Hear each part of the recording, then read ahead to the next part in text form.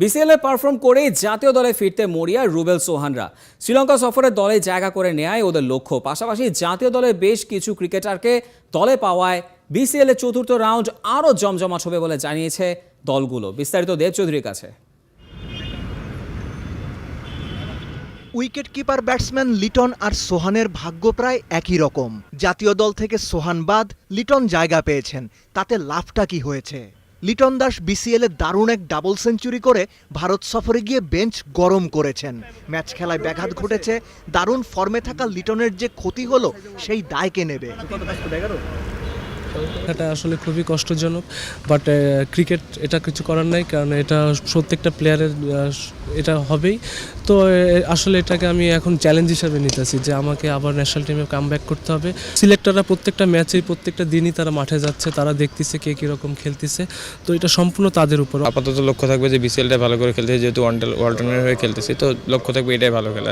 National team নিয়ে আসলে ওটা আমার হাতে না, ওটা সিলেক্টরদের হাতে বা টিম কম্বিনেশনের জন্য যেটা ভালো হবে সেটাই করবে। শিডিউলে ছিল 18 ফেব্রুয়ারি শুরু হবে বিসিএল এর চতুর্থ রাউন্ড।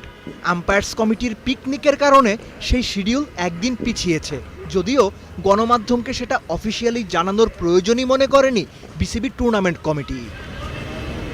দেব চৌধুরী, 71।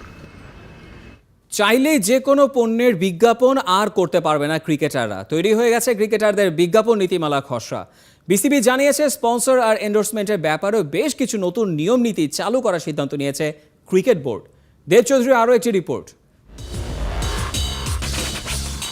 মোবাইল ফোন অপারেটর রবি জাতীয় ক্রিকেট দলের গর্বিত স্পন্সর। জাতীয় ক্রিকেটারদের নিয়ে তারা বিজ্ঞাপন বানাবে, সেটাই স্বাভাবিক।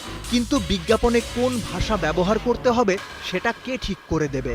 এরপর আর কেউ বাঁচাইতে পারবো না, ডাইরেক্ট বাইঙ্গে দেব। ন্যাশনাল ক্রিকেট আইকনদের যে কোনো কিছুই তরুণরা খুব বেশি অনুসরণ করে। সামাজিক রীতিনীতির সাথে সাংঘর্ষিক কিংবা উস্কানিমূলক এমন কোনো বার্তা কি বিজ্ঞাপনে থাকা উচিত? বাংলাদেশের সমাজ সামাজিকতা কি সেটা সমর্থন করে? ব্যাপারটা যখন অস্কার, একটু প্রাইভেসি দরকার। দায়টা কোনোভাবেই ক্রিকেটারদের না। বিজ্ঞাপনে যা বলতে বা করতে বলা হয় ওরা তাই বলে, করে।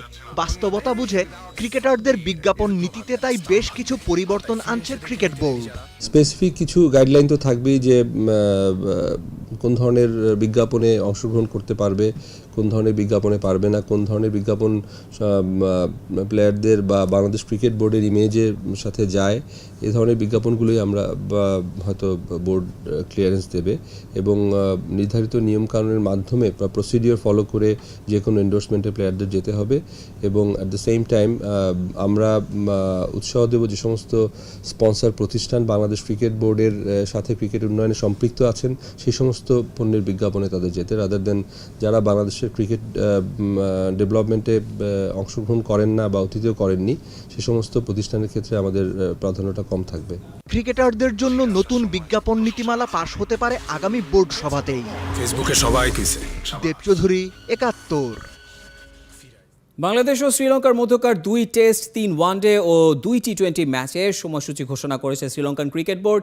টেস্ট দিয়ে সফর শুরু করবে টাইগাররা। গলেই নিজেদের 100তম টেস্ট খেলবে ওরা। 2 ও 3 মার্চ আছে 2 দিনের প্রস্তুতি ম্যাচ। 7 ও 15 মার্চ 2 টেস্ট। 15 মার্চ থেকে শুরু 3 ম্যাচ ওয়ানডে সিরিজ চলবে 1 এপ্রিল পর্যন্ত। আর ক্রিকেটের সংক্ষিপ্ত সংস্করণে 2টি ম্যাচ হবে 4 ও 6 এপ্রিল।